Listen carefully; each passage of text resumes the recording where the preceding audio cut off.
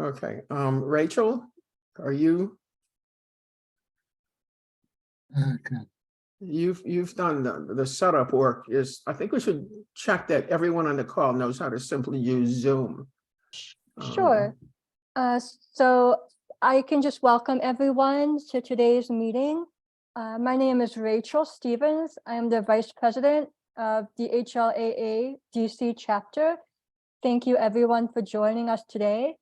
I just wanted to quickly mention, because we're on Zoom, I'm sure everybody already knows, but just to review, if you could please keep yourselves on mute, just to cut down on any background noise, any dogs barking or doors closing, which can help everybody else hear the presentation better.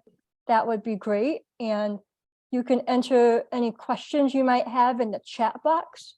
And there'll be time for some questions later on. But that way you can still communicate with us through the chat box in the time being. And that covers the Zoom intro. Judy, I'll pass it over to you. And Judy, you're on mute. Thank you. Thank you very much.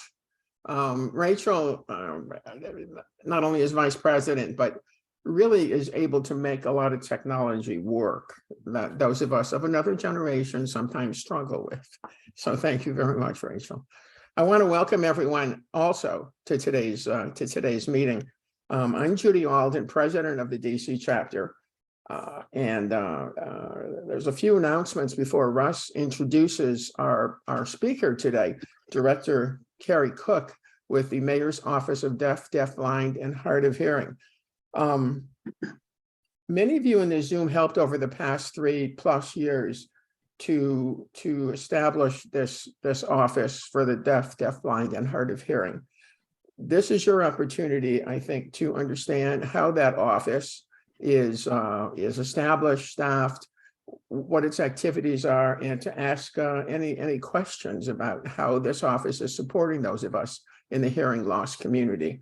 So thank you, Director Cooke, for being available to us to better understand what's happening. It's been a long road since we advocated for the law to get the office established. So we welcome this opportunity. Let me introduce other board members who are here today too, so we know everyone. You've met Rachel, who is the Vice President. Russ Micheloff. Russ is past president and currently leads our monthly programs. So he does all kinds of research and setup, and thank you, Russ, for all you do in that regard. Ken, are you here? Ken Klusky is our treasurer. There's Ken. And Lisa Ewan. Hello, everyone. Sorry, Judy. Thank you, Ken. If you want to say something, please do. If not, I'll move along. Lisa Ewan, who is officially untitled, but she and Rachel do all of our communications things. You know, we now have a YouTube channel, setting up our Facebook, setting up our website. And I posted in chat where you can go to our website to easily get links to those other ways to learn about what's going on, including monthly meetings. A reminder that HLAA's national conference this year is in New Orleans. Nice place. It's June 21 to July 1st. And the conference theme, apropos of New Orleans, is, I want to get the title correctly, the research symposium is The Joy of Music, Love Your Ears. So this is always a wonderful event. I've been to many of these over the years. Great way to meet people, old friends, new people, wonderful educational workshops, seminars, a lot of fun events, particularly in New Orleans. You know, some of the social events should be great fun. So if you're interested in that, I posted that link again on the chat site. So you can click and get all the information you need. There is a special early bird registration fee if you register before the end of March, by March 31st. So you might want to take that into consideration. A word about membership. Your membership in HLAA makes these programs and all of our other advocating and involvements possible. If you're already joined HLAA, thank you for being a member. If not, again, please go to chat. You can see the link for membership, and please consider joining. All the information can be found at that site. Having said that, let me now turn the program over to Russ. Thank you, Judy. Just one further note, on the convention, two further notes. First of all, the convention begins on the 28th of June. I think, I had seen in the card, it looked like the 21st. It's actually the 28th through the 1st of July. The other thing is, in addition to the fact that there is an early registration discount ending, I think, at the end of March, there's another reason to register early if you want to go. New Orleans is mobbed. I actually tried to, I am going, and I have a hotel reservation at the convention site as the Marriott. And I tried to extend that and found that's not possible. They're sold out.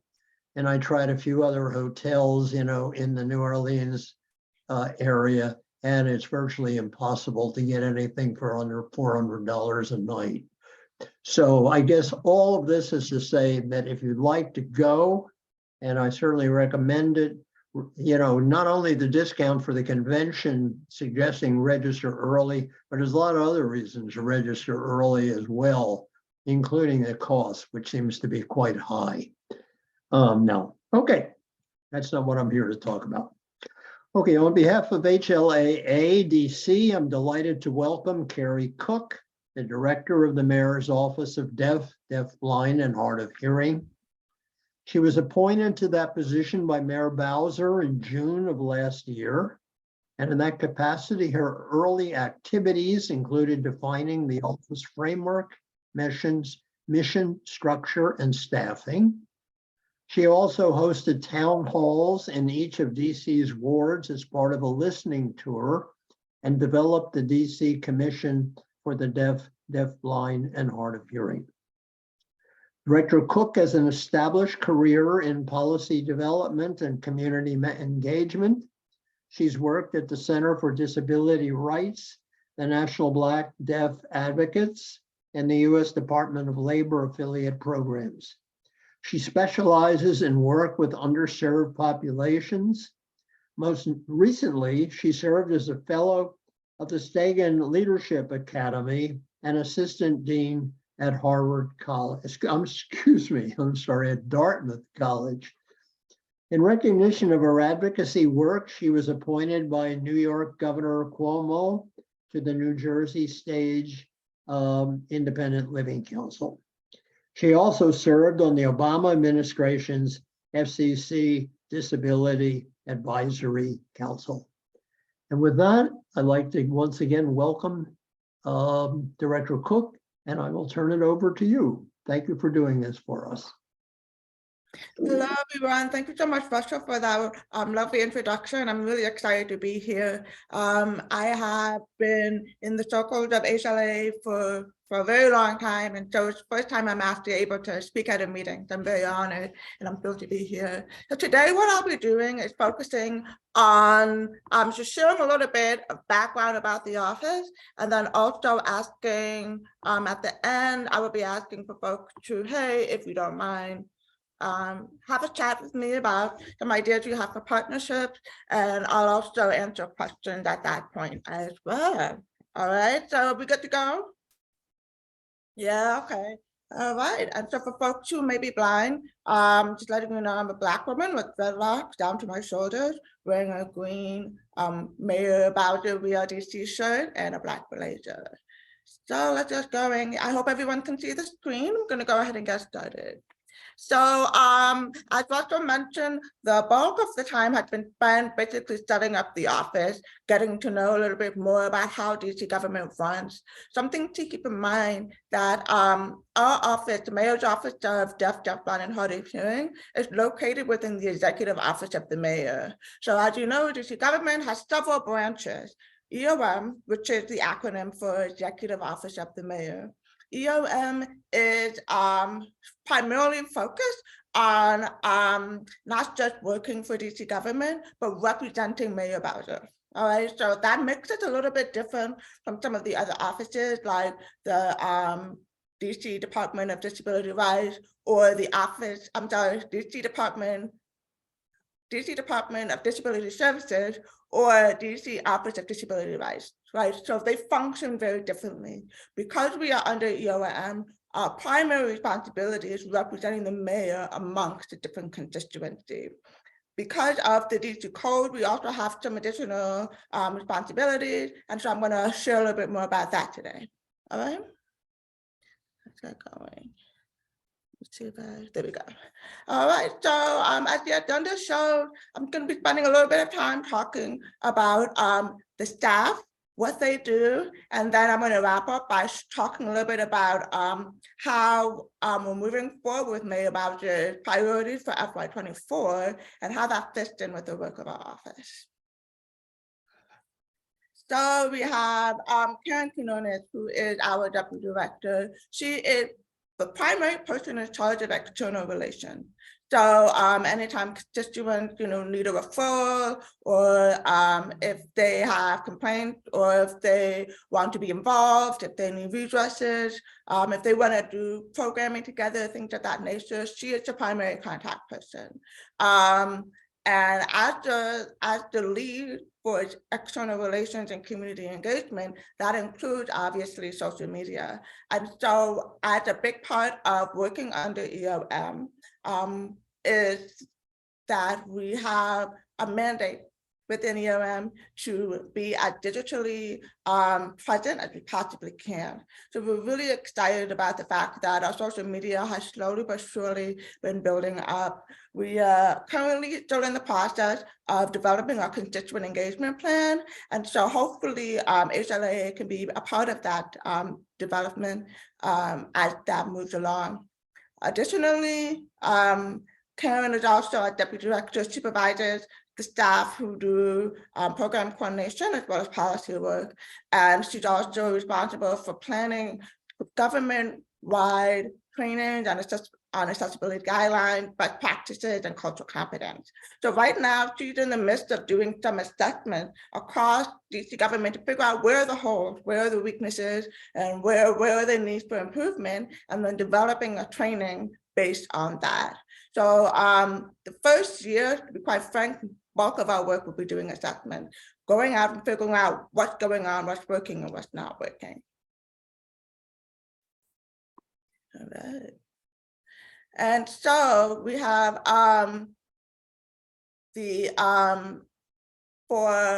within our office, we work with the EOM, but we're under the Mayor's Office of Community Affairs. So one thing that we do is make sure that we have accessibility set up. We're the primary liaison for communications accessibility.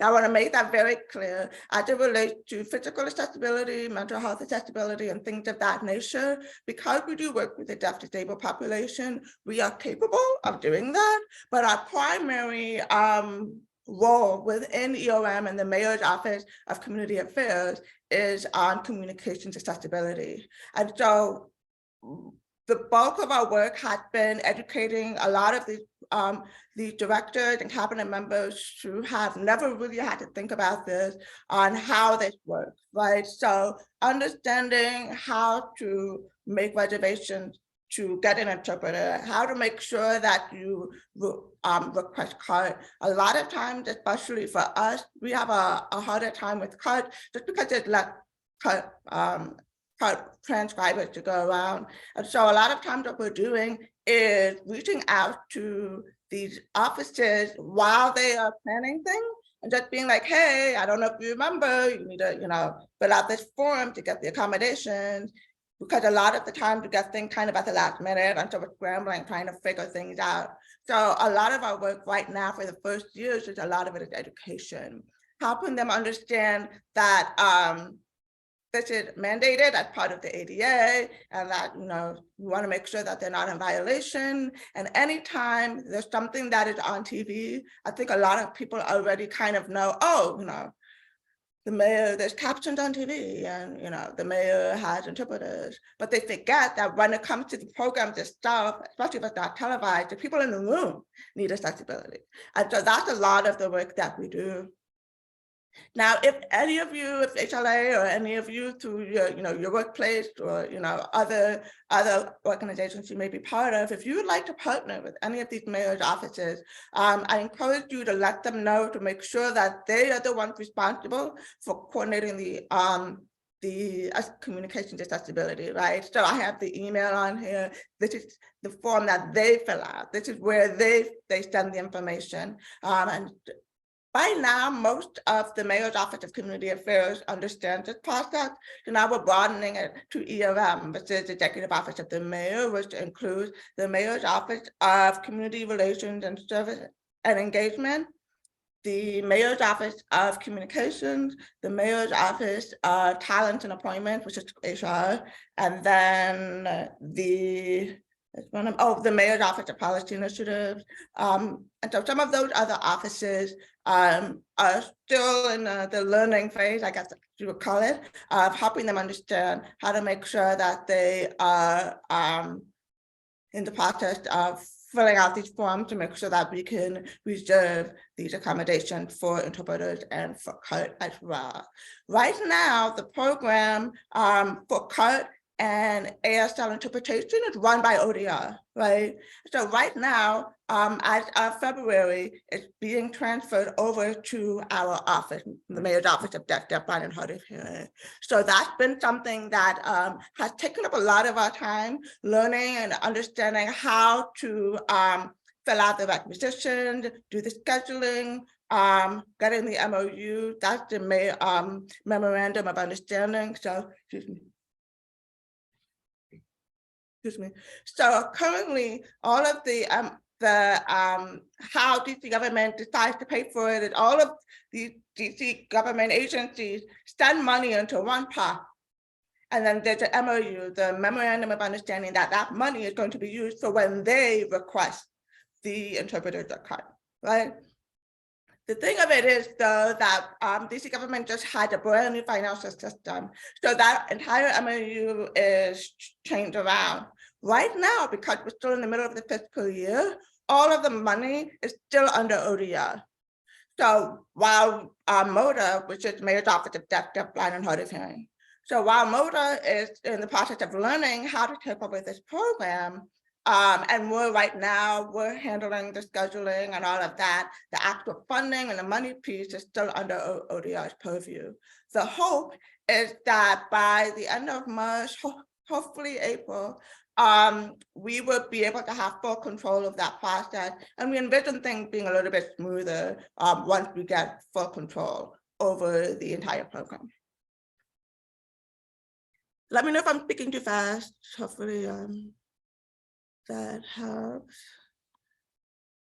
So next we have the program coordinator. So the way that works is the program coordinator, Sean Norman, is responsible for all of the programs that happen, not just within MODDHH, our office, the Mayor's Office of Deaf, Blind, and Hard of Hearing, but he's also the primary liaison if another office wants our office to co-sponsor.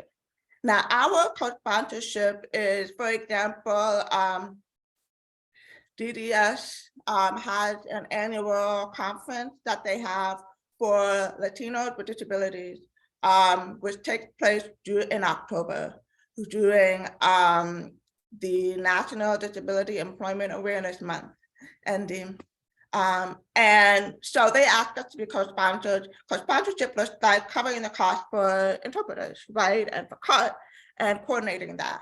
So the person who would like the liaison to make sure that whatever we co-sponsor, whatever our co-sponsorship looks like, is Sean Norman. moving forward.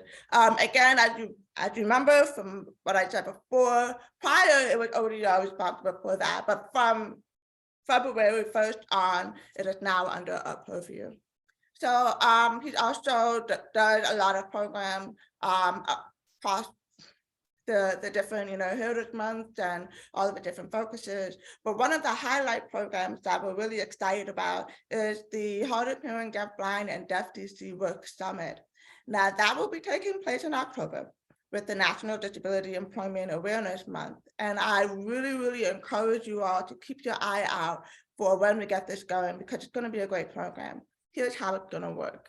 We're going to start with about 30 minutes with a panel that includes HR recruiters, okay? So people who are actually doing the hiring, people who run training programs for employment, and then also folks who specialize in job accommodations through the Job Accommodation Network, JAN. I'm not sure if you're familiar with it, but it's an online resource put together by the federal government to help employers understand how to meet the ADA and Civil Rights Act accommodations on the job. So this panel they will be talking a little bit about their programs. So how to apply, the benefits of their training programs, whether that be higher education or workforce development programs or, things of that nature. And then HR recruiter is going to be talking about, different tips and things to make sure that you stand out not only as an applicant, but also as an interviewee.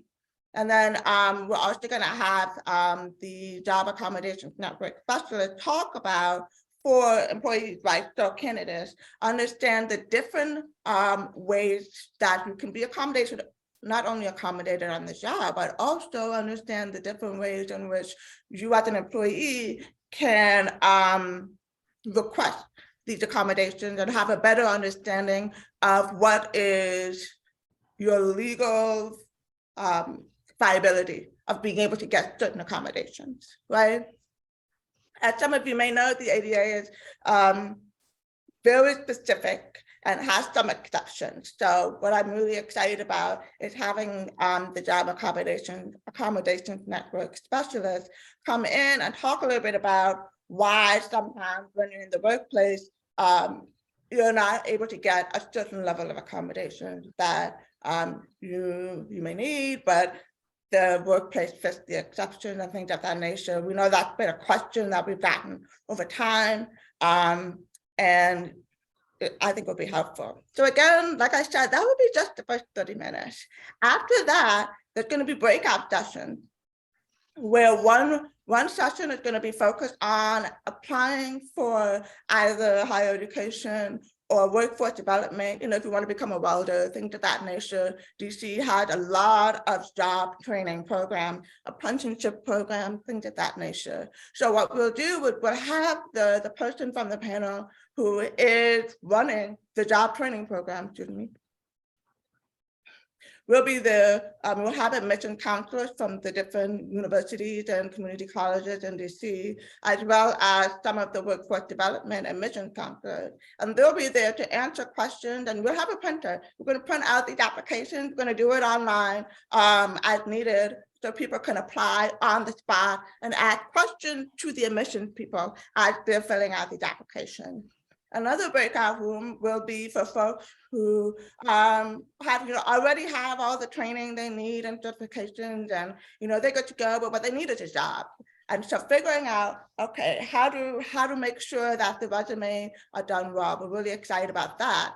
Another breakout room will be for job applications, right? So as I mentioned, we'll have some HR recruiters there, and then these HR recruiters will be on site at that breakout session and to talk a little bit about the different jobs that they have available, and people can apply again, either filling out a form or applying online. And then kind of make kind of a pitch, to say, hey, I just applied for this job, remember my face, remember my name, and hopefully I get an interview. Then the last breakout session will be on the spot interviews. And so we are working with USA Jobs for federal jobs, and then local DC government jobs, and then businesses who are friendly and supportive of the deaf, blind, and hard of hearing community. We're building those relationships right now, trying to encourage more employment and to be able to do job interviews on the spot. And we'll also have for folks who are apprenticeships who run through an apprenticeship program to be able to be partnered up with the appropriate union that matches their apprenticeship training or background to be able to get some placement and job counseling from there. So as I said, that's going to be really big, really huge. We're really excited about that. It's going to be one of the highlight programs of our office. And we're looking forward to really addressing employment disparity and educational and training disparity through that as well. And so with that, we have some other stuff that's coming up along the line. But the one that I really want to highlight is the Global Technological Accessibility Summit. We're really excited about the fact that we were able to host the very first one last September, and that we are now building a reputation for being a part of Mayor Bowser's priority of the DC future, DC's comeback. How are we going to make sure that DC is on the forefront, not just within the district, but also in the global sphere, and then being able to figure out, okay, so how do we make sure that technology is up to date and accessible? One of the things that I'm really excited about with that is that we found some options for live captioning that is not colored. Now, code is wonderful, and it's the best we have right now, right? But as many of you know, there's often delays, there's often inaccuracy, especially if it's not on site. Sometimes it's remote. While it's still live, it's not on site, it's remote. So the other person may not be hearing or typing the right thing, and things can be off. Code is the best we have right now, but it's not ideal. But we have, we're going to go with it, but it's not ideal. And so one thing that I'm really excited about is finding out about new technology that does live captioning, that is done remote and it's much more accurate and much more timely. There's less of that time delay and stuff. So right now we're in the assessment phase. We're going to try and figure out, all of these different things, which one is the best fit. And then once we do that, we will implement the DC Caption Asset Program, which I'll talk about a little bit later. Then we have the policy analyst, Jacqueline Ting.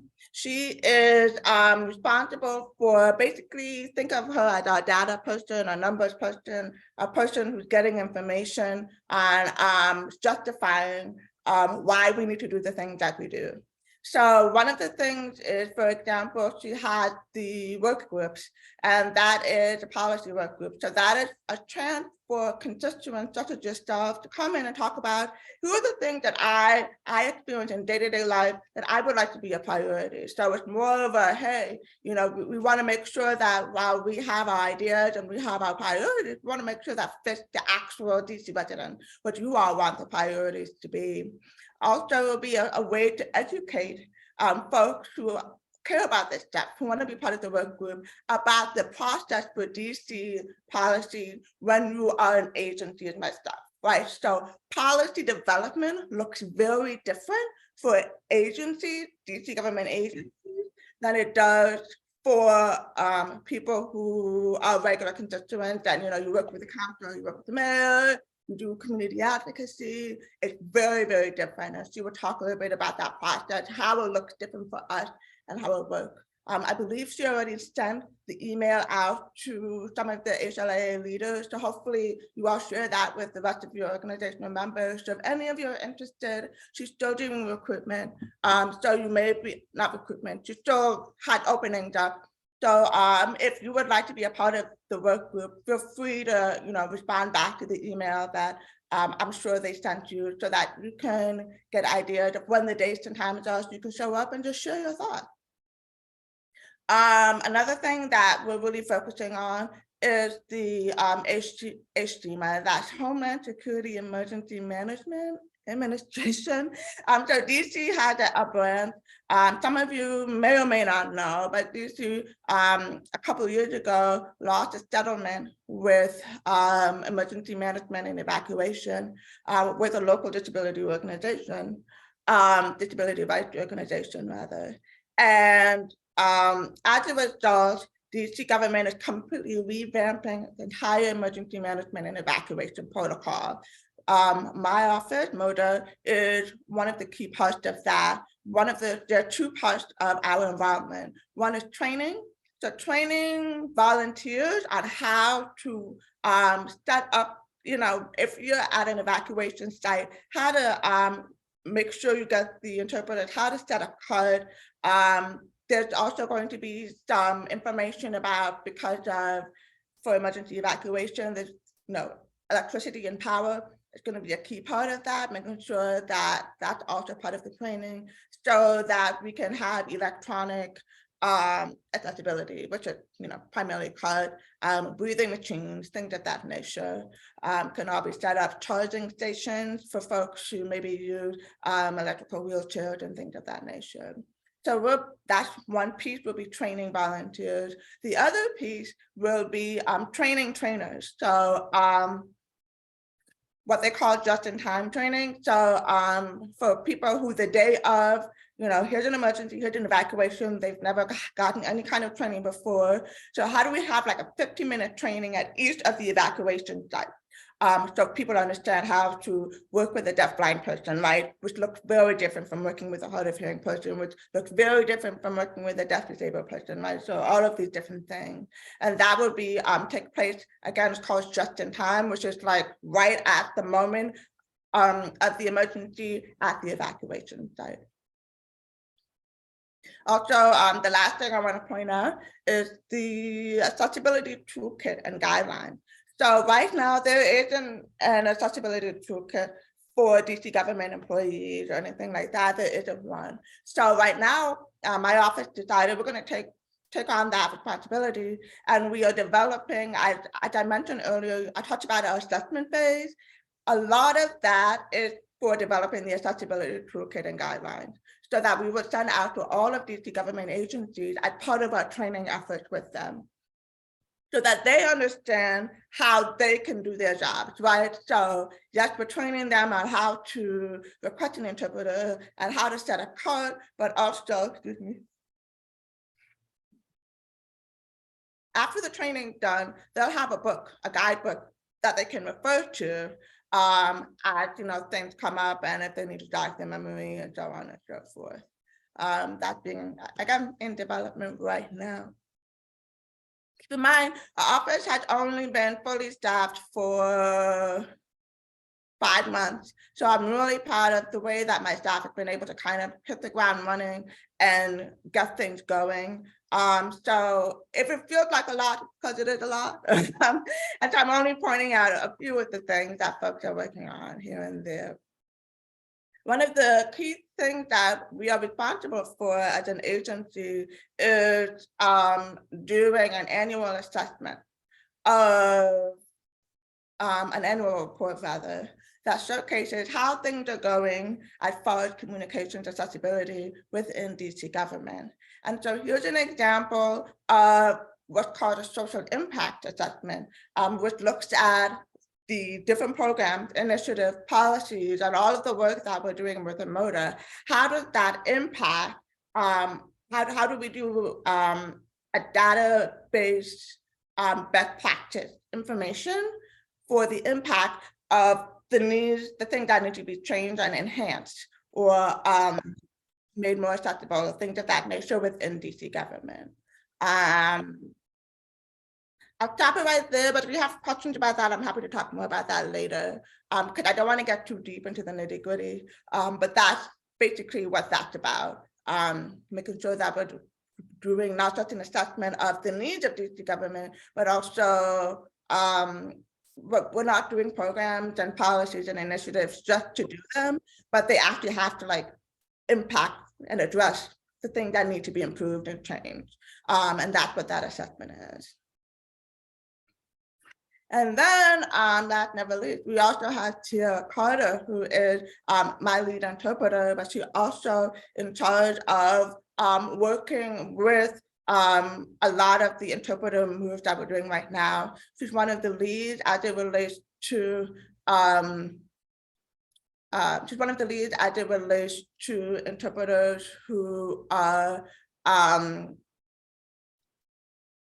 trying to figure out how best to make sure that they are capable of doing quality work within DC government. As some of you know, you can have a wide variety of skill set and qualified and competent folks for everything. You know, everyone who does CUT may be certified, but they may not have the same quality and the same accuracy and things of that nature. It's the same for interpreting. And so she's in charge of that program.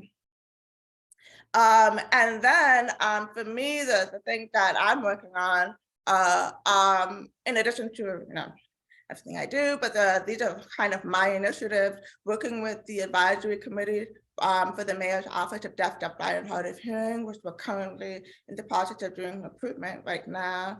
The DC Captain Access Program, which I alluded to a little bit a while back, but basically how that works with the DC Captain Access Program. As I mentioned before, right now we're in the assessment phase. We're trying to find all of the different technologies out there for live captioning, mobile live captioning, right? So like a little, kind of a giant, think of a giant iPad screen that, you can move around, that will have live captioning. We're looking at all the different technologies and apps out there, figuring out which is the best fit.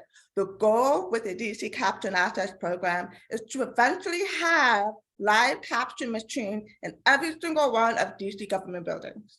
Right, so that's the goal with the DC Captain Access Program. We're really excited about that. We've gotten a lot of support and a lot of positive feedback about that.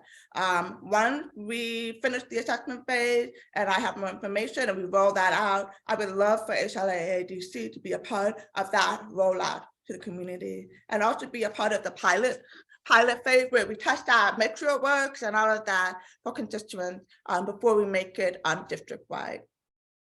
The DC in 3D initiative is for deaf-blind folks, which is, as 3D alludes to, it's more tactile, it's more well-rounded, three-dimensional, four-dimensional as well. And so that program, we're really excited to work with a lot of the deaf-blind constituents who have said, hey, these are the ways in which DC is not accessible to me and the ways in which I need it to become more accessible. So I'm really excited about that.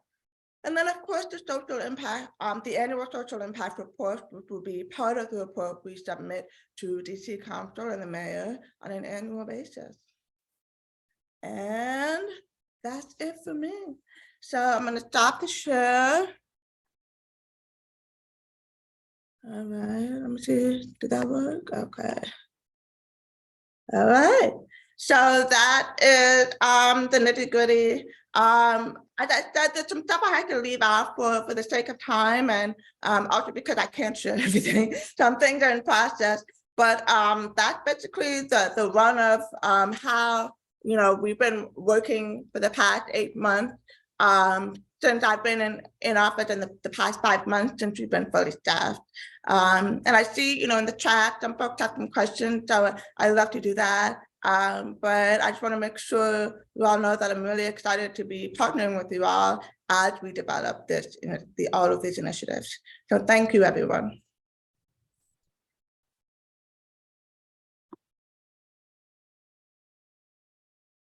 Okay. Let me see. I don't see any questions in the chat, but I'm happy to answer any questions now if folks want to ask any questions. Let me, if I might, let me start off with a couple of questions.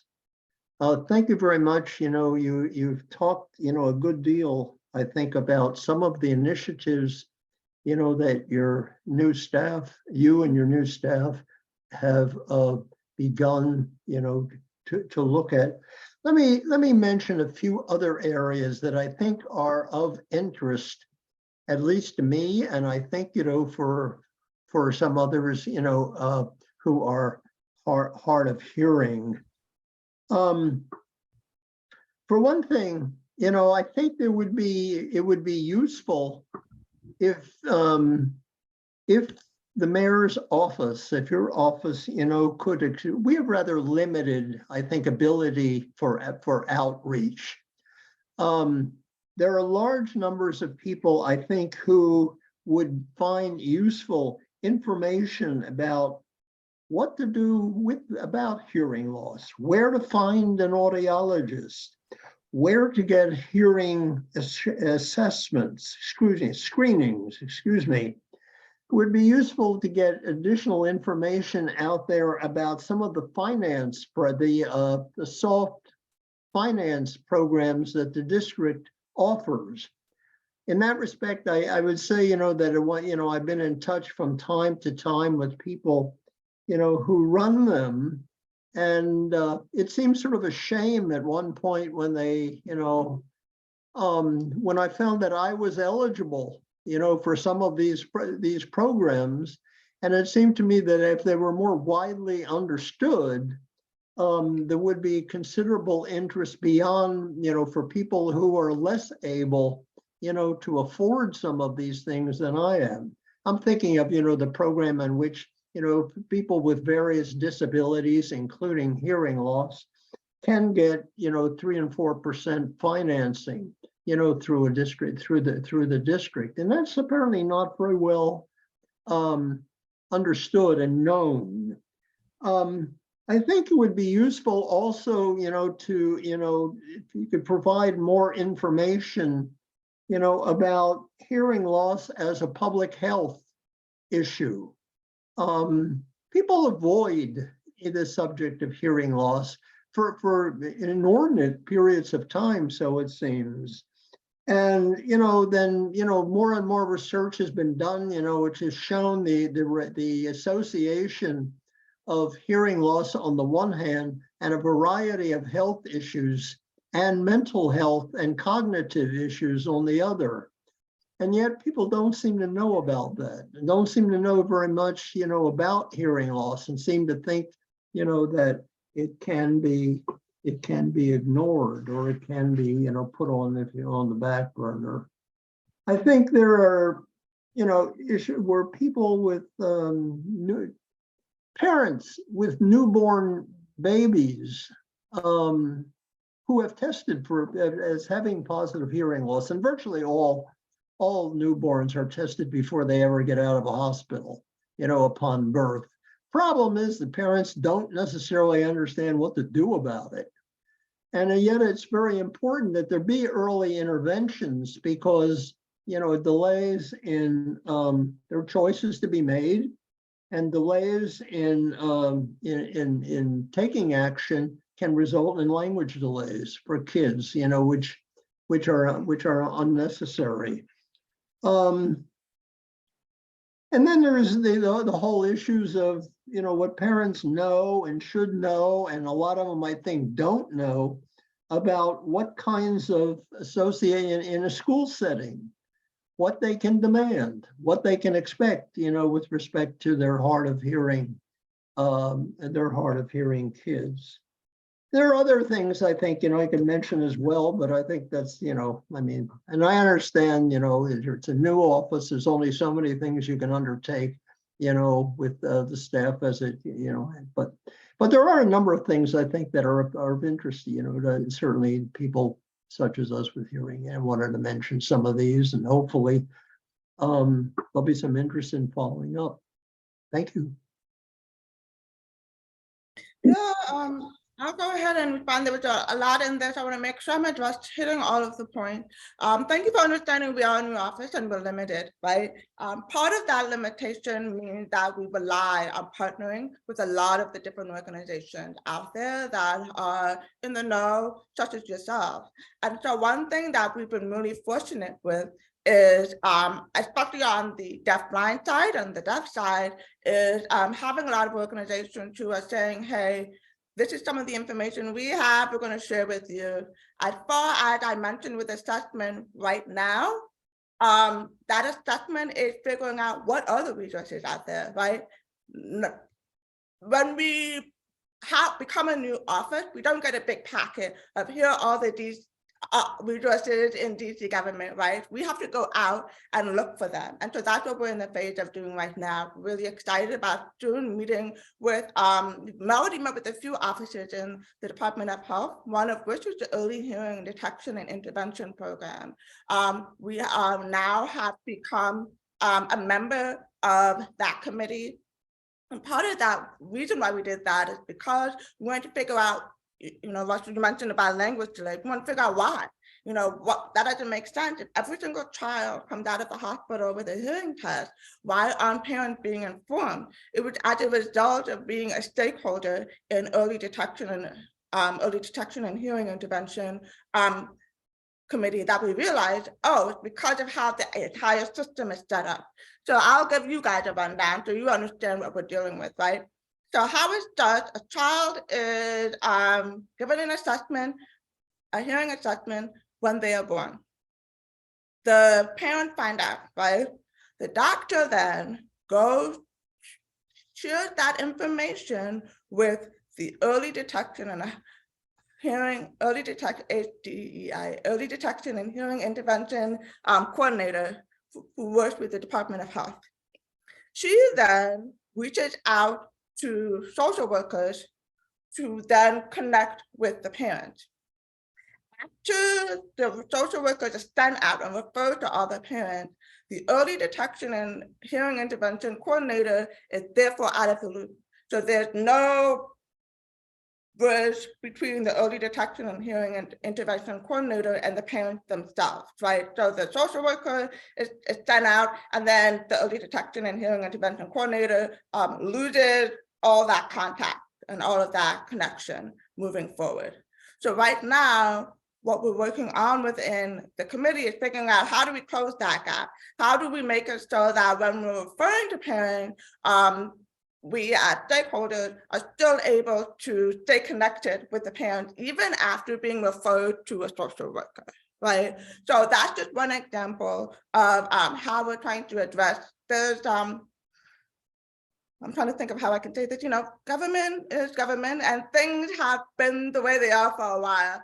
And so right now, there's a lot of people, really good people coming in, figuring out, okay, how do we, this isn't working, this is a gap, this is a problem, this is how it's impacting the community and parents and children. So how do we close that gap so that we can reach out to parents directly and let them know the wealth of resources and information that's available to them as parents. One way in which we've also tried to circumvent that is from the other perspective, which is Strong Start. Strong Start is an early intervention program that's really been around for a while, but really boosted under Mayor Bowser administration.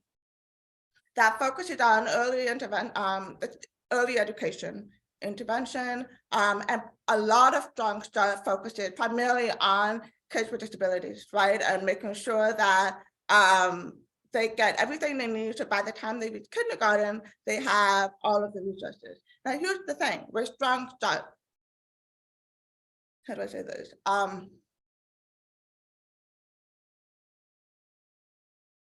Strong Start has social workers, interventionists who work with parents of newborns and kids, newborns to age 5, right?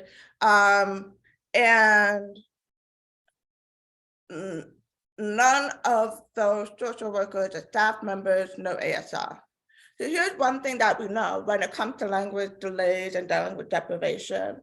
If, like for myself, I'm hard of hearing all my life, right? So as a person who's hard of hearing, I started with enough hearing to be able to acquire language, which is why, I'm speaking and, I'm able to kind of converse and develop language and have language development.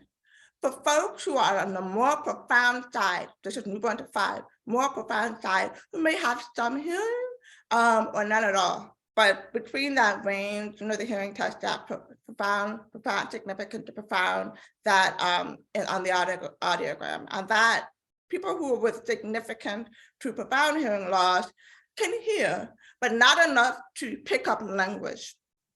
And the best way, all the studies show, right, the best way for people who are on that spectrum to develop language is to be able to understand and process what they are hearing. Because they're not hearing a lot, but they're hearing some sound. They don't know how to process that sound to make a word, to have meaning, to have language. And so studies show that if they pick up ASL, while they are learning sound, they're able to hear the word apple. And if it sounds like boom, right, if they hear boom, if that's what they hear, having the sign for apple and boom, they know every time they hear boom, that means apple, right? And so that's how you develop language, right? So we're hoping to partner with Strong Start for folks who are in the significant to profound hearing loss to be able to have access to sign language so that their brain is able to process what they're hearing and put language together. They're already doing a great job for those who have hearing loss and are still able to form language and have development.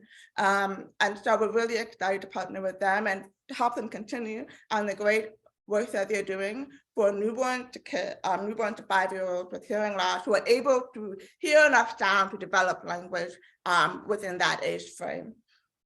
I want to make sure I'm not missing anything you talked about. You talked about early detection and language delay and connection to resources. Yeah, now that's something that we are in the midst of doing ourselves right now, figuring out what are the resources that are out there. So I'm really grateful to my team and that a lot of our stuff, as I mentioned before, is assessment. We're in a lot of meetings figuring out what are the resources out there, what are the financial supports out there. We don't know. The only way we're going to know is if we go out there and look for them. And so that's what we're doing right now with the Department of Health and Human Services. And we're really excited about that, especially the two divisions, primarily the Department of Community Development and Engagement, and then the Office of Neighborhood Safety and Engagement, particularly those two offices who do a lot of the work with human services and figuring out connecting constituents and DC residents with the vast wealth of resources. We want to be able to have that list as well. We want to be able to know what those resources are as well, so that we can share them with constituents moving forward. I hope I didn't miss any of your questions that you mentioned, or any of the statements you mentioned, Russell.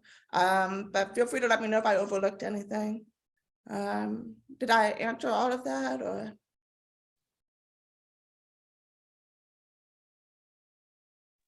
No, thank you. That's helpful. Why don't we go on to some of the other questions? Judy, I think you had something you wanted to ask. But I saw something in the chat.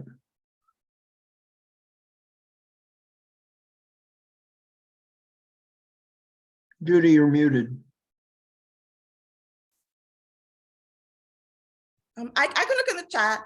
So one Okay. question from Sarah Thompson says, thanks so much for such a great presentation and an overview of your office. I have two questions. One, what sort of partnership does your office have with other disability communities and or disability organizations? Two, to your knowledge, are there any other cities or locations that have offices similar to your office? So I can answer the last question first. Right now, there is no city that has an Office of Deaf, Blind, and Hard of Hearing. Some states have commissions or agencies. So for example, Maryland has the governor's office for deaf, blind, and hard of hearing, but there's no Baltimore office, there's no New York office. DC is definitely a pioneer in that. One way in which that's been beneficial and also a challenge for us is that we have no peers, right? Because city resources are very different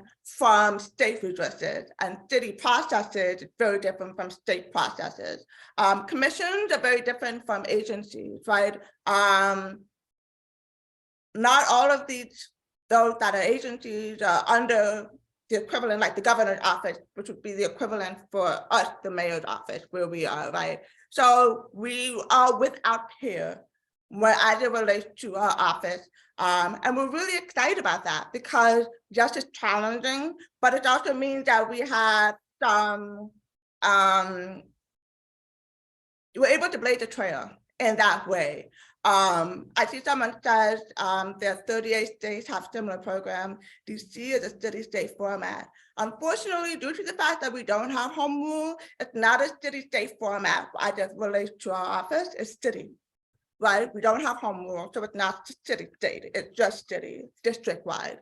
And so that's what makes us a little bit different than from a lot of these other agencies, and we function very differently because we have a unique set of challenges and processes that are different from other state agencies. Your first question, what sorts of partnerships does your office have with other disability communities and or disability organizations? We're really excited that we've had a number of disability organizations reach out and say that they want to partner with us. Many of these organizations, HLA, yourself, and other disability organizations at large, independent living councils, and then a lot of the advocacy organizations like Spina Bifida Collective. A lot of these organizations have reached out to us, such as yourselves, and said, hey, we know you're starting out, you can't do everything. So here's something where we can partner together and help you get an understanding of what our challenges are, what the resources are out there, what our needs are, so that as we're developing and we're doing our assessment in the first year and a half, that we're able to make sure we have all of this information. So I'm grateful to you all for your partnership on that front. All right, next, from Judy, you said MODDHH reports to EOM and community outreach. How does that impact establishing the laws mandates? So I'm assuming by the laws mandates, you mean the DC Council Code. MODDHH reports, we don't report to the EOM, we report to the mayor herself, right? And so that's where it functions differently. When the code was written and developed, it did not state where the office would be. The community advocates were very insistent and were very successful in saying we want this office under the executive office of the mayor, which means it's a cabinet position, right? As a result, that means that our priorities are within the executive office of the mayor and Mayor Bowser's priority, right? So what that means is, for example, Mayor Bowser's priority for FY24, once again, but one is the revitalization of downtown, right?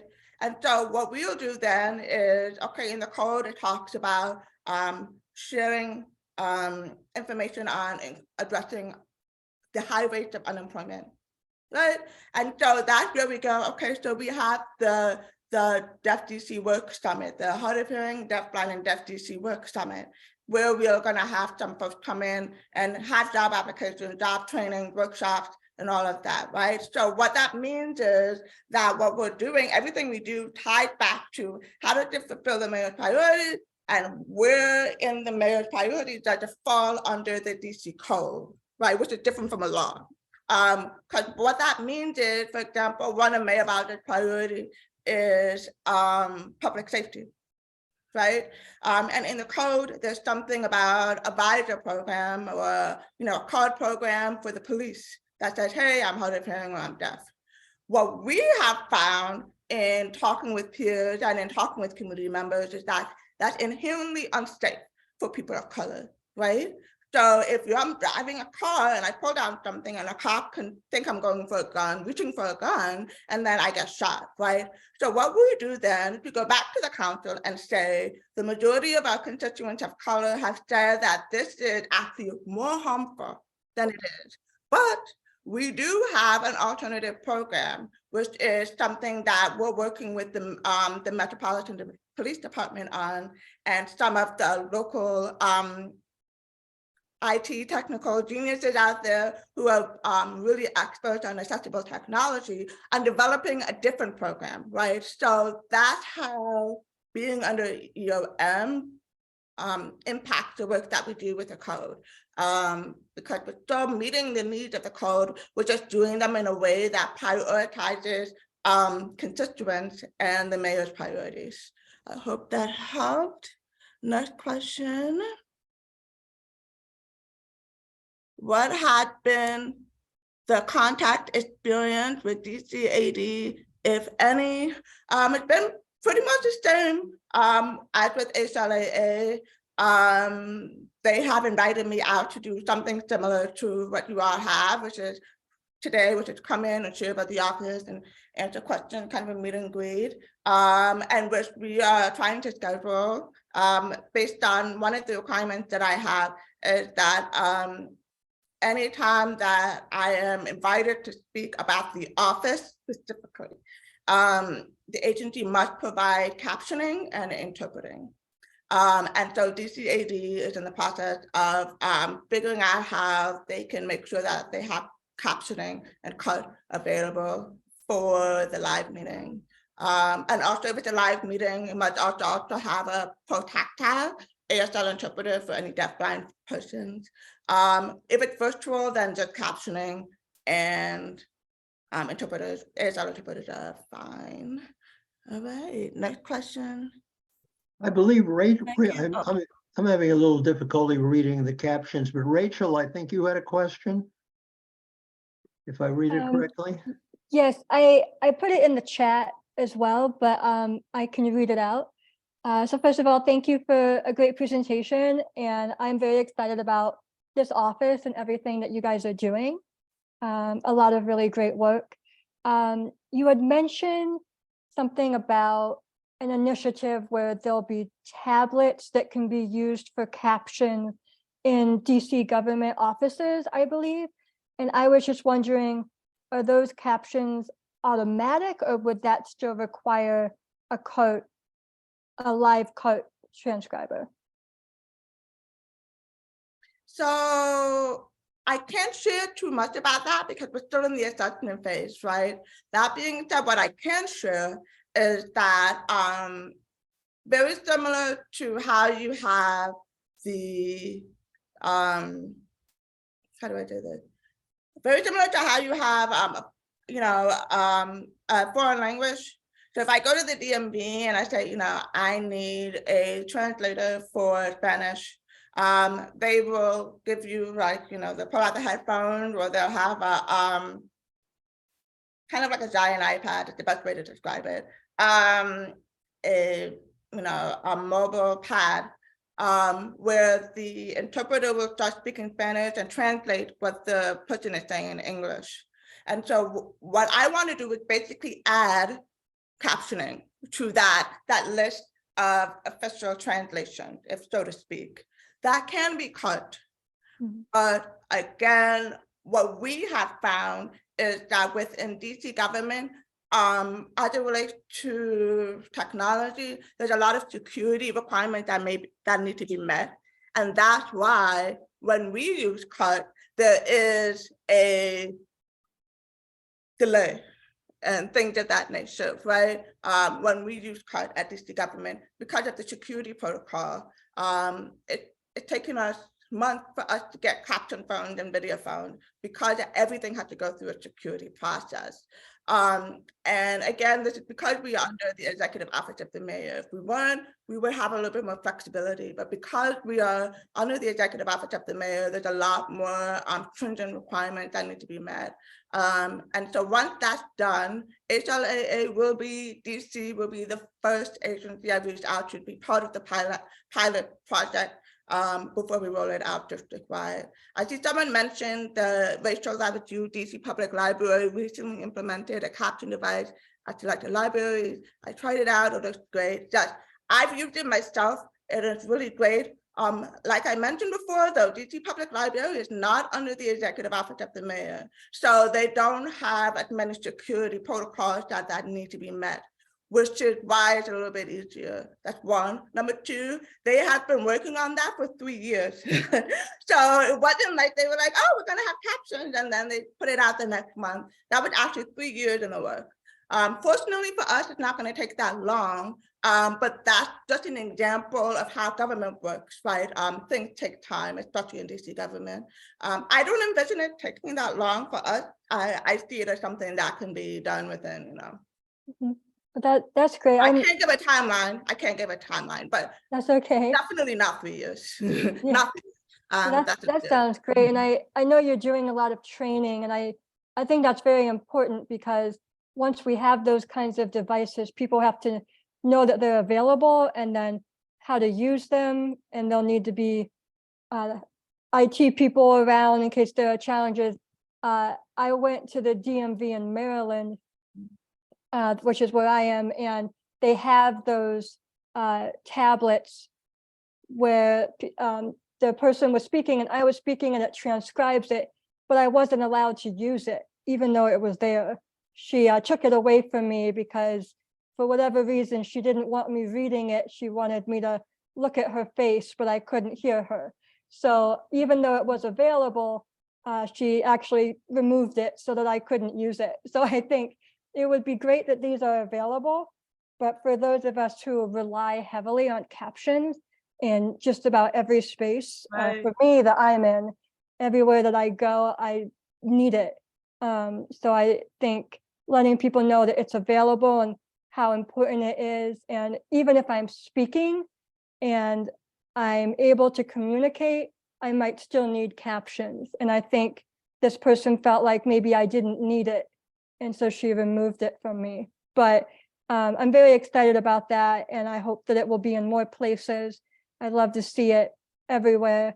And my one other question was, you had mentioned something about a summit you went to, and there was new technology that's like CART, but it isn't CART. I wasn't sure if that was live transcription, or could you tell us about this other technology? Yeah, so so that was the Global Accessible Technology Summit. We actually co-hosted that in September here in DC.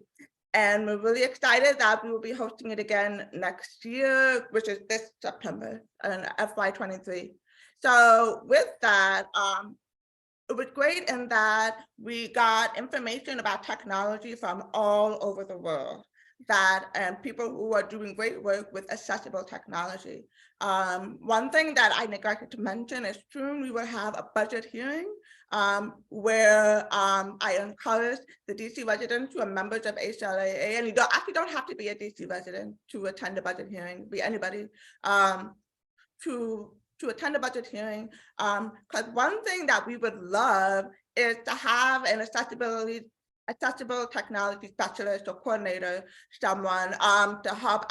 That would definitely help us get this DC Caption Access program up and running a lot faster and smoother if we had an accessible technology expert on staff. So that's one thing, just throwing that out there. You guys could, also pitch an advocate for that would help speed up a lot of things. Now, you mentioned, it's different from CART, yes. So what it is, CART, as you know, a lot of it is a very specific language that's transcribed. It's not, letter by letter, it's shorthand, words, and that the CART machine is able to make into the real word, right? And so what these other transcribers do is just a different methodology for transcribing. So instead of these shorthands that are used with CART, which is a very specific program, so caption access in real time, right? It's a very specific language that's used. There's just a different coding, a different transcription language that tends to be a little bit more accurate. Again, like for example, this, the CART transcriber, shout out the one who's right here, doing the Zoom transcription. It's really good. However, as I mentioned before, we have a lot of security protocols we have to meet that limit our ability to have the same quality of CART, right? So, we have an audio link, and some of you, I think, came out to, one of the town halls where one town hall, we had the audio link, and there was like a significant delay. I want to say like 5 minutes, maybe a little bit shorter or longer, but it was a 5-minute delay between what was being said and what was being transcribed, because the audio link had to go through a whole security protocol, and so it's a very specific audio link, which made a time delay. There was another town hall where the audio link wouldn't go through because it was actually in DC Public Library, which had a different security protocol, and didn't meet the EOM required protocol. So I don't even think we couldn't even use CUT because the audio link wouldn't go through. So these are some of the challenges that we have. Whereas with these other live transcription programs, we just have more, because they do meet the highest standard of security protocol, we're getting better quality. So there's one or two things that we're working on. We're actually working on two things at the same time. One is we are trying to get a waiver of sorts where our security protocols can match DC public libraries, so that the audio link can be used without delay and with better accuracy. Simultaneously to that, so we're doing advocacy work on that end. Simultaneously to that is we're going to try and find other options. So we're not putting all of our eggs in one basket, right? So we're not just going and being like, okay, we're going to fight for this waiver, and if it takes 3 years, we'll do it. What we're instead doing is 2 for 1. We're going to see which one comes up faster. So either we're going to get the live transcription that's not cut, but just a different coding format that would be meet the security qualifications, or getting that waiver. Either or, one or the other. We're working on both at the same time, and one or the other is going to happen. That's why we envision it taking far less time for us to be able to get some forward movement on that. I know that sounds complicated, but I hope I answered your question. Yes, that was very helpful. Thank you. I see, Lisa, you had a question, I think, in the chat box, having to do, I think, with the advisory council. Want to talk about that? Sure. I also had a question about captions, so thank you for answering that. And thank you for the presentation, Kari. That was very informative. I just had a question about, you mentioned you were recruiting, I think, for the advisory council, and what that process was about. Are you going to be recruiting members from all the different communities that the office serves, like the deaf, blind, the hard of hearing, and the deaf? Yeah. So what I can do is, give me 1 second. I'm going to pull up the list. Okay. So we have just submitted the executive order for the advisory committee. And in that, we specify specific community groups. So that includes, I just pulled it up right now, late deafened, folks who are generational deaf, hard of hearing, deaf blind, deaf disabled, LGBTQ, Black, Indigenous, person of color, youth. So this would be high school age, senior citizens, and cochlear implant users, and grassroots, which is someone who comes from more of the working class poverty demographic. So those are the categories that we hope to be represented within our advisory committee that we put in the executive order. How that works is the advisory committee is an appointed role. It's appointed by Mayor Bowser. As such, it is a political role. As such, the advisory committee members have to be people who have showed a strong support of Mayor Bowser's policy initiatives, right? So that's because we're under the executive office of the mayor. And so we are really fortunate in that we have several community members who have done it out, who have met that requirement. Now, I see Rachel, you mentioned Kari, can you make that advisory group priority membership category public or sent to us or us with instructions as to how to apply to be on the advisory committee? Unfortunately, I cannot make it public until the executive order is signed. So once the executive order is signed, I'll be able to make that public and I will 100% share it with you all. Because it's an appointed position, it very much works, it's election based. So what I have done is I have reached out to folks who have already shown themselves, who meet all of these category groups, but have already shown themselves to be very strong supporters of Mayor Bowser, because she's the one, you're representing her, right? She's the one who appoints these positions. Additionally, what I will do is I already have a couple of folks who are hard of hearing and who are late deafened and cochlear implant users who meet those requirements, who've already, been a part of the community and who have done that. But I am more than willing to open it up to HLAA. If any of you who are DC residents, you do have to be a DC resident. Yes, Rachel, I just see that. If you are a DC resident, you are able. Now, one thing I did do was I added in there a category for organizational membership. So my hope, again, this is if the executive order gets signed. If the executive order gets signed, then I can have an organization like Asian Pacific Islander with Hearing Loss Collective, and they can just send a representative to represent that organizational member. And I'm more than happy to talk with HLAA about that. Again, that's if the executive order gets signed. So once that gets going, I will make sure you all are in the loop.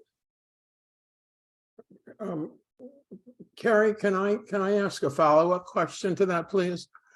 Recently, Jacqueline emailed me inviting HLAA to participate in a work group around policy, and I had asked her for a couple questions to get further clarification before I send it out to our membership.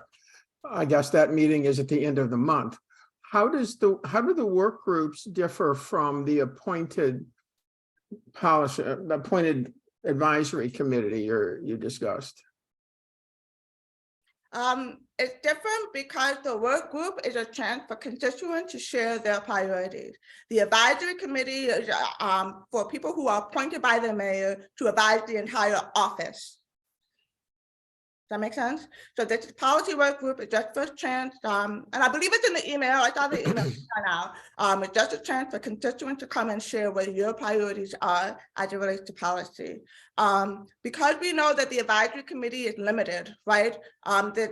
There's a max of 15 people that can be a part of it.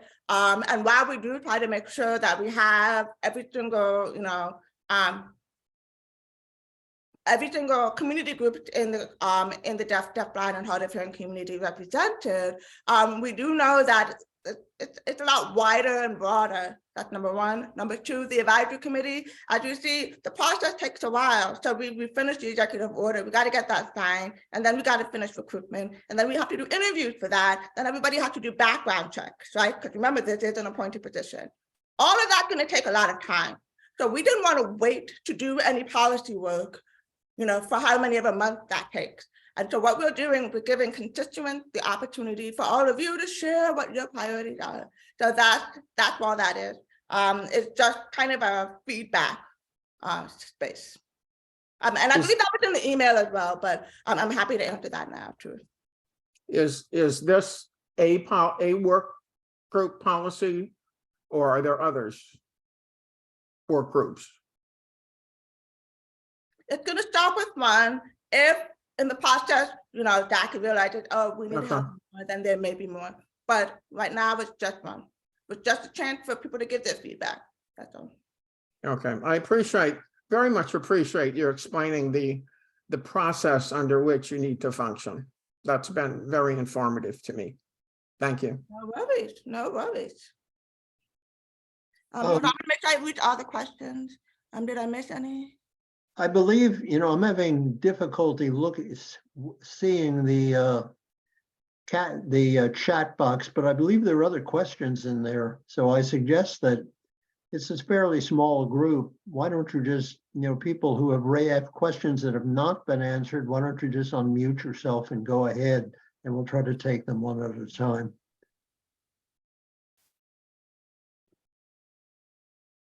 There's a couple questions from Justin Swain.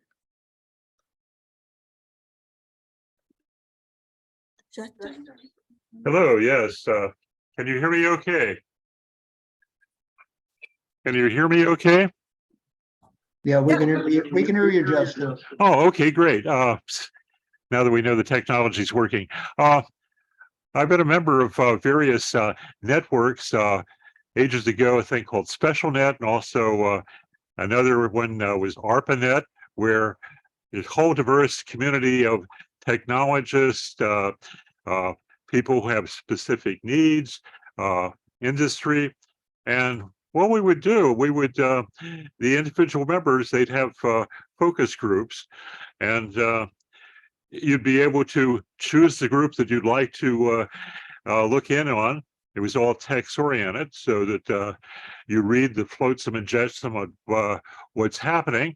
And even though you don't have a degree or all kinds of rich life experience, you're still a valued player because you're looking at the problem with fresh eyes.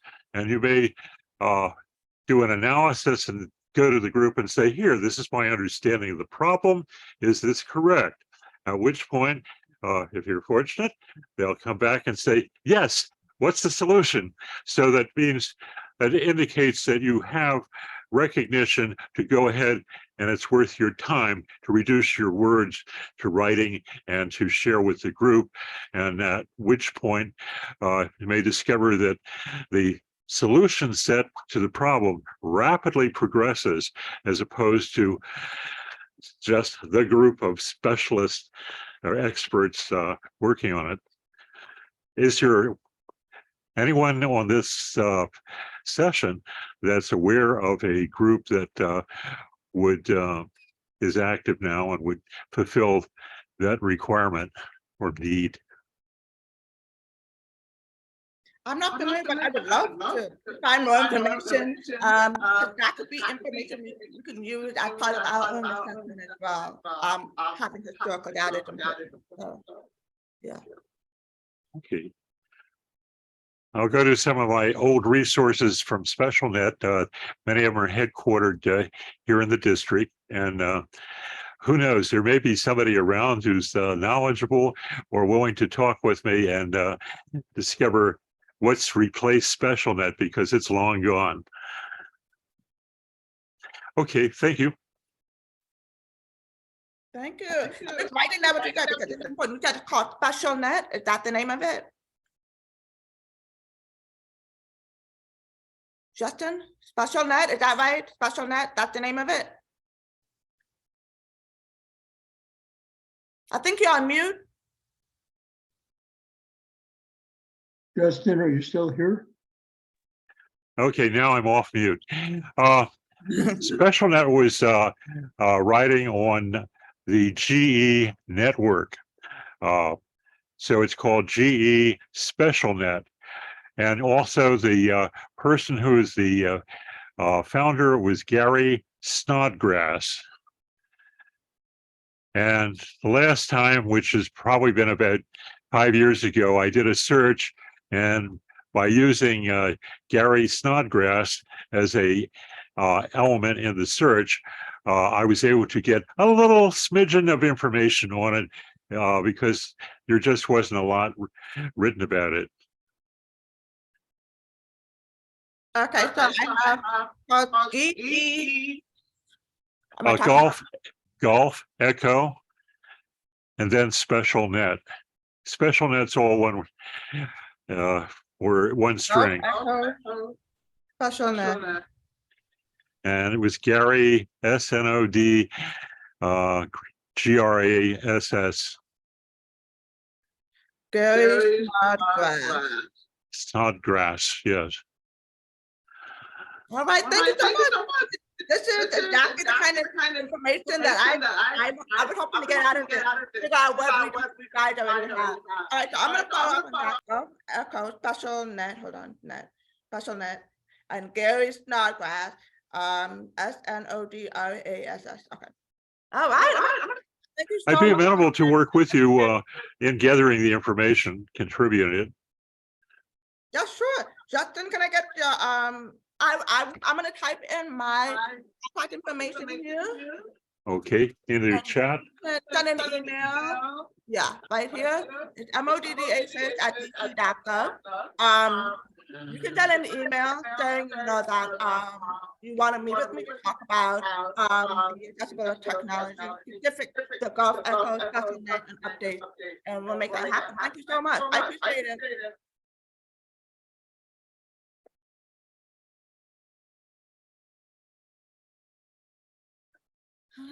Okay. Other questions?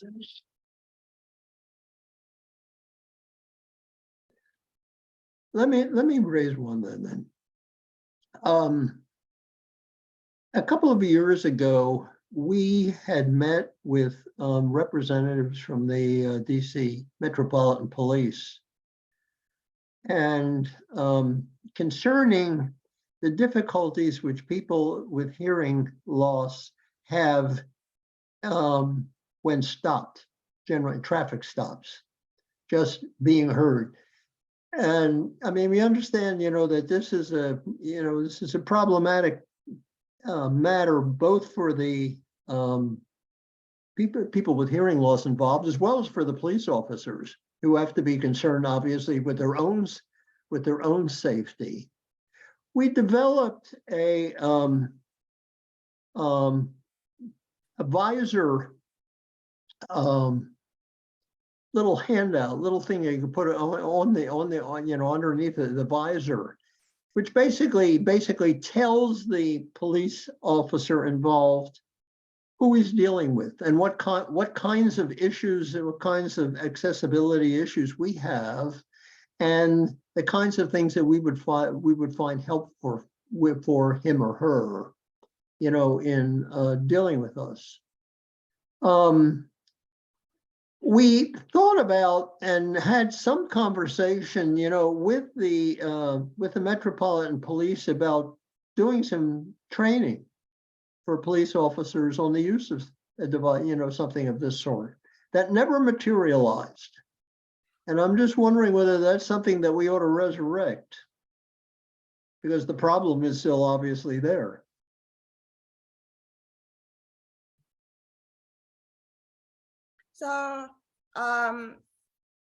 So you're basically asking about the visor program, and I want to make sure I understand correctly, because as I mentioned before, in the call there is mention of implementing a visor program, right? But as I mentioned earlier in the presentation, that is not safe for people of color, right? Police also don't feel safe.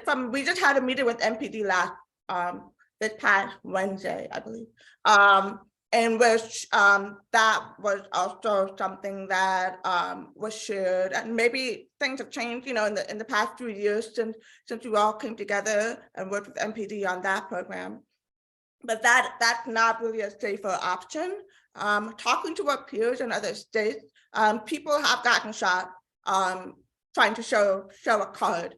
And so what we're doing is we're partnering with MPD and some tech folks out there who can offer some safer solutions. That's what we're doing right now. We're just exploring what some other options may be. So that's where we are right now.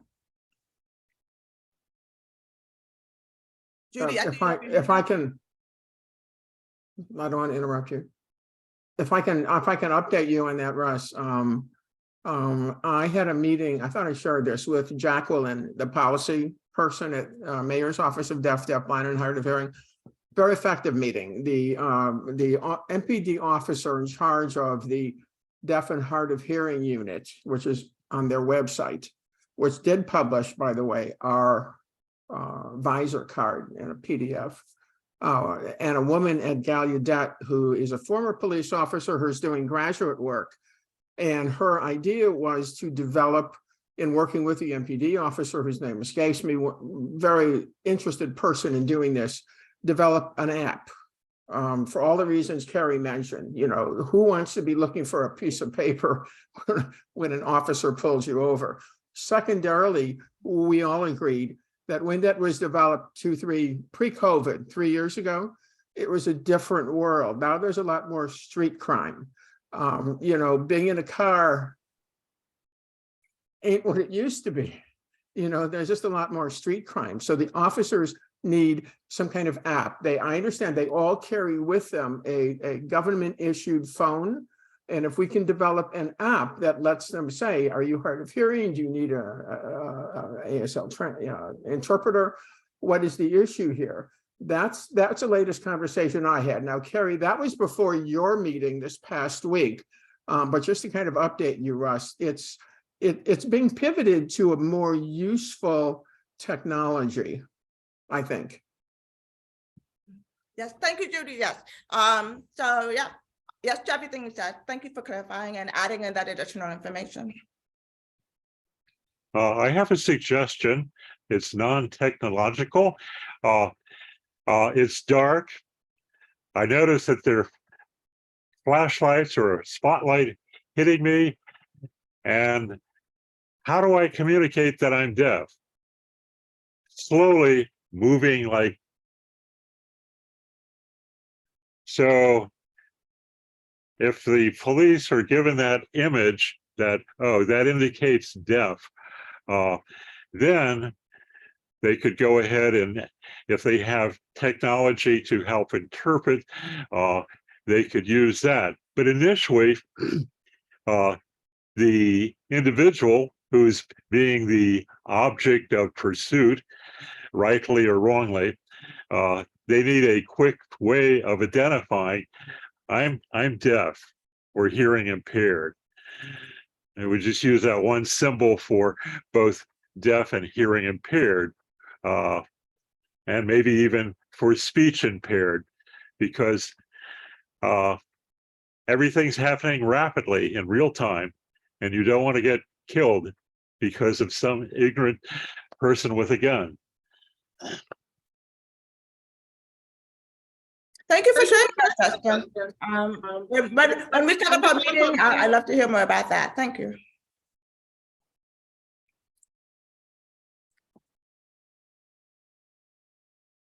Any other questions? I'm here. Any other questions? And I sent the email earlier in the chat. So if you think of something later, feel free to just shoot us an email and we'll get back to you. So thank you. Thank you all. I really appreciate the time that I've had to share a little bit about the office and also answer your questions. And I look forward to continued partnership with you all. As I mentioned before, once we get the DC Capture and Access program up and running, I would love for HLAA-DC to be part of our pilot project. So thank you. Thank you very much, Kari. Judy, do you want to have any concluding remarks?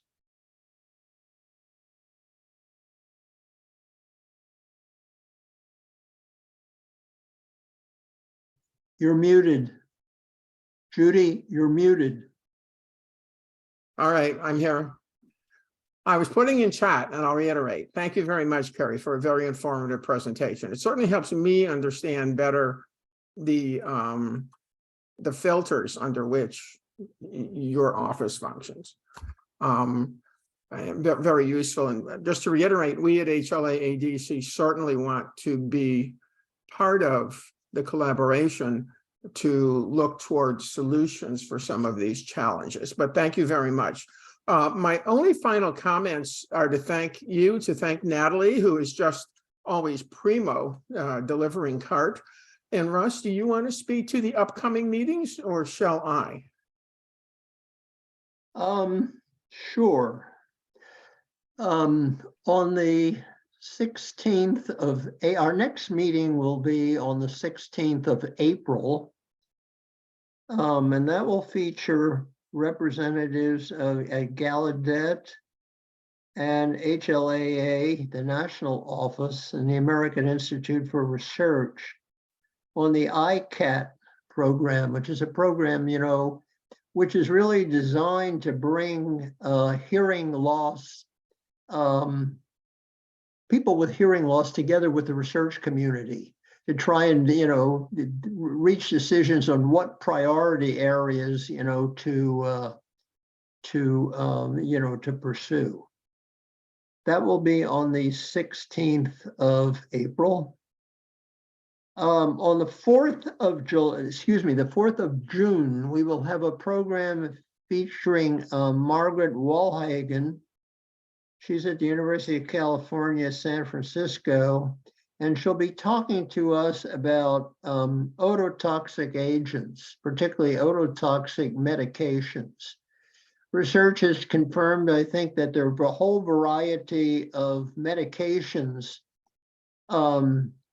which have, unintentionally, of course, deleterious effects, on the hearing structure, person's hearing structures.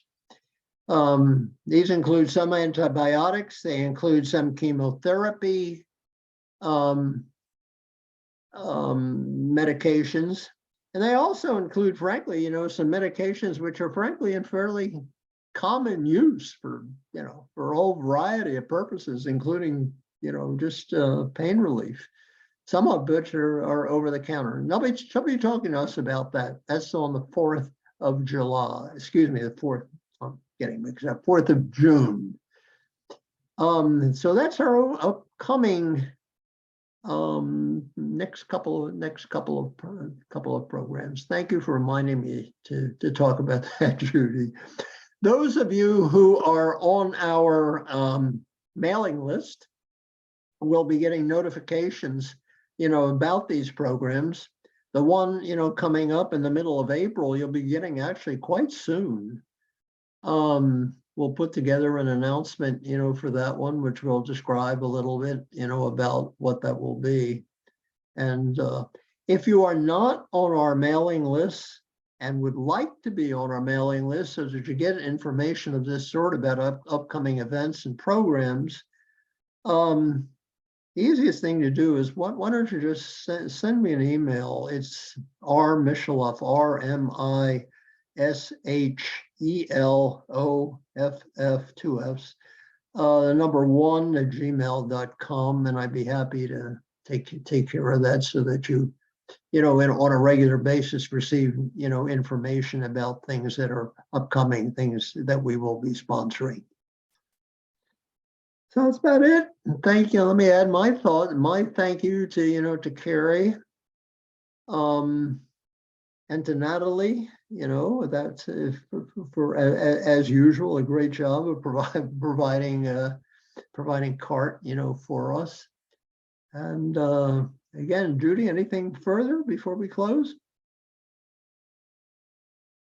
Just thanks everyone for being here on Saturday. The next 2 upcoming monthly meetings will be on Sunday again, just so you can check your schedule. Thank you, everyone. Really appreciate it. Thank you too. Thank you.